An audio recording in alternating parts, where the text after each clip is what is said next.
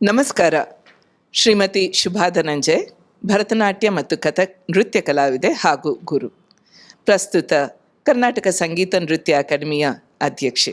ನಂಗೆ ಭಾಳ ಸಂತೋಷ ಆಗೋದಂದರೆ ನಮ್ಮ ಆಯುಷ್ TV ಇದು ಕಳೆದ ಬಾರಿ ಅಂದರೆ 2025ರಲ್ಲಿ 5,000 ವೈದ್ಯರಿಗೂ ಹೆಚ್ಚು ಜನ ಸೇರಿಕೊಂಡು ಒಂದು ಕಾನ್ಫರೆನ್ಸ್ ಮಾಡಿದ್ರು, ಗ್ಲೋಬಲ್ ವೆಲ್ಬೀಯಿಂಗ್ ಕಾನ್ಫರೆನ್ಸ್ ಅಂತ.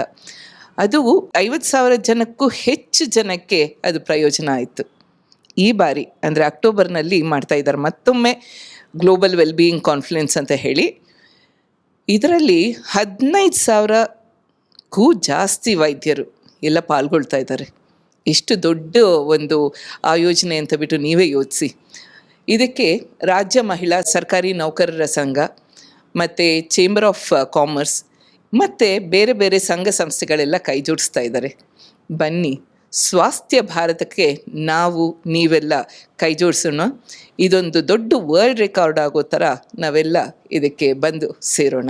ಅಕ್ಟೋಬರ್ನಲ್ಲಿ ನಡೀತಿರುವಂತಹ ಈ ಗ್ಲೋಬಲ್ ವೆಲ್ಬೀಯಿಂಗ್ ಕಾನ್ಫರೆನ್ಸ್ ಇದ್ರ ಪೂರ್ವಭಾವಿಯಾಗಿ ಪ್ರೀ ಕಾನ್ಫರೆನ್ಸ್ ಅನ್ನೋ ರೀತಿಯಲ್ಲಿ 10,000ಕ್ಕೂ ಜಾಸ್ತಿ ವಿಚಾರ ಸಂಕಿರಣಗಳನ್ನ ಮತ್ತು ಎಷ್ಟೋ ಸಮಾವೇಶಗಳನ್ನ ನಡೆಸ್ತಾ ಇದ್ದಾರೆ.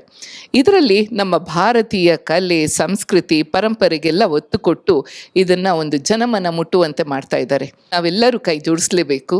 ನಮ್ಮ ಭಾರತೀಯ ಸಂಸ್ಕೃತಿಗೆ ನಾವೆಲ್ಲ ಒಟ್ಟಾಗಿ ಸೇರೋಣ.